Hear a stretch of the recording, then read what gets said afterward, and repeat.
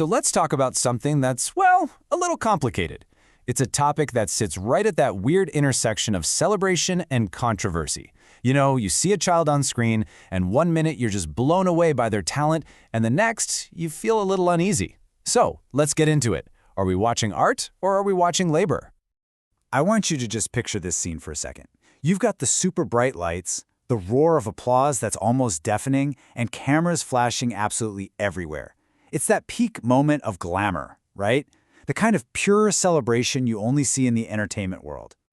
And smack dab in the middle of all that chaos and excitement, a new star is often born. Let's start by taking a look at what happens when that star, that incredible talent, is exceptionally young.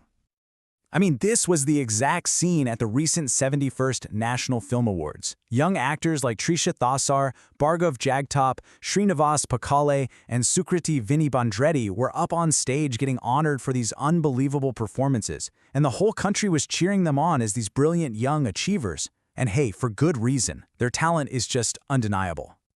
But, once the applause starts to fade and the lights dim, it's probably worth asking a pretty uncomfortable question. One that kind of hangs around just outside the spotlight. And here it is. At what point does a kid's amazing performance stop being art and cross that line into becoming child labor? Whoa, it's a tough one, right? It forces us to look past all the glamour and really think about what's going on behind the scenes. To even begin to unpack this, we gotta look at the law. And it's a law that's meant to protect kids, but it has this one very specific, and for us, very relevant exception. Okay, so here's the rule of thumb, the baseline.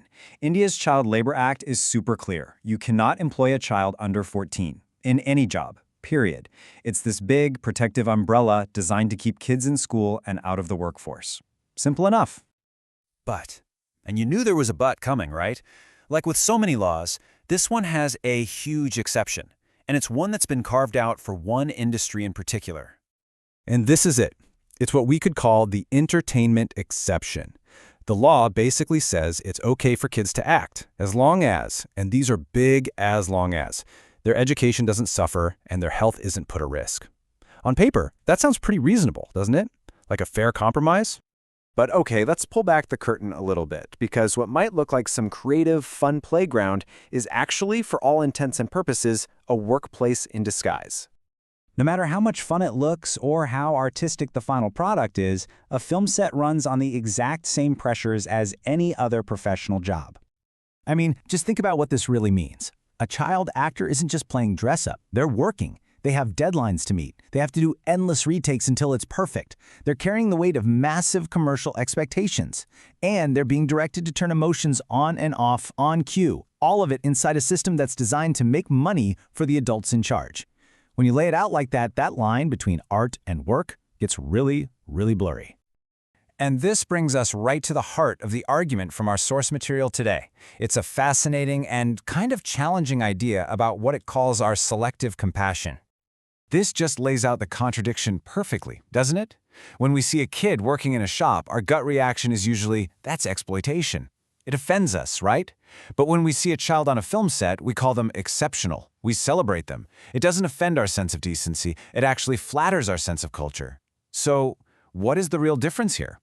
Well, according to the source, the distinction we're making isn't actually about morality at all. It's about aesthetics. It's about how it looks. One type of child labor looks poor, so it feels wrong. The other looks glamorous, so it feels like art. But in both situations, you have a child performing a task for the benefit of adults. So, as we start to wrap this up, the real challenge for us is to look past the applause, beyond the awards and all the bright lights, and really sit with the ethics of it all. The source material just puts it so perfectly with this quote. Celebrating incredible talent is one thing, and it's important, but that celebration can't be so loud that it completely drowns out the really serious ethical questions about what we're asking these kids to do. Ultimately, this is what it boils down to, right? The goal should be to protect childhood.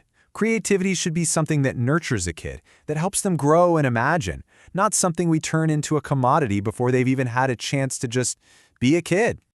So I'll leave you with this final thought to chew on.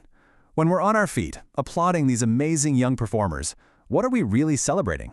Is it their raw, innate creativity, Or is it how well they can perform inside a world that we, the adults, have scripted and built for them? It's definitely something worth thinking about.